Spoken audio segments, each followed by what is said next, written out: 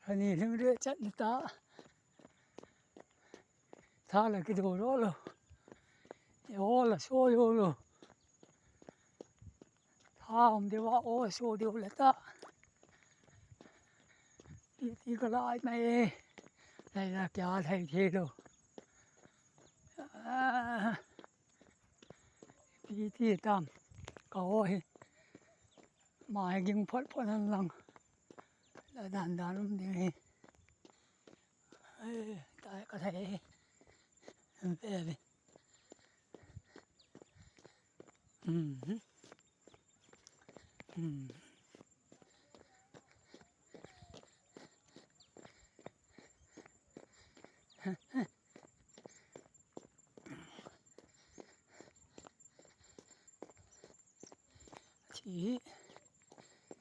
chỉ cái yên lệ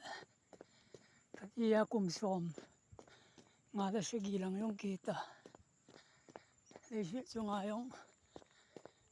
số thu ta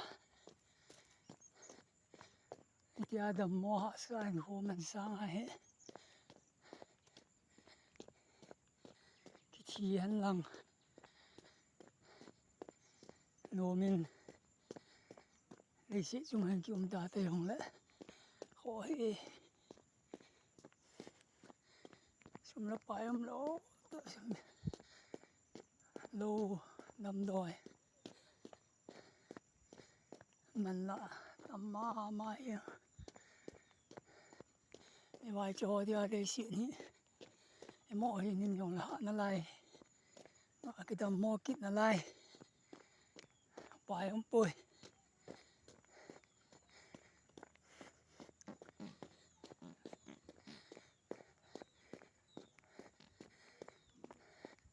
mà một ngụm nó có thể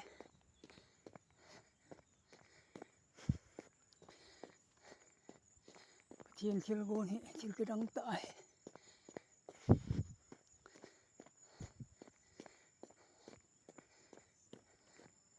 nhau sẽ té dân nô mà mãi ai vào ngã dân thì tao lo cancer ai lo lại nên là dạ na chua anh ấy kopi dạ đã tao lo phải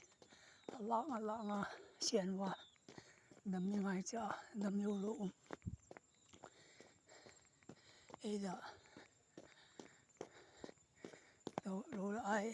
cái chỗ là cái đâm đi hay vào cái chỗ yêu lũ đó là sợ đấy đặt to lên đâm nó thì họ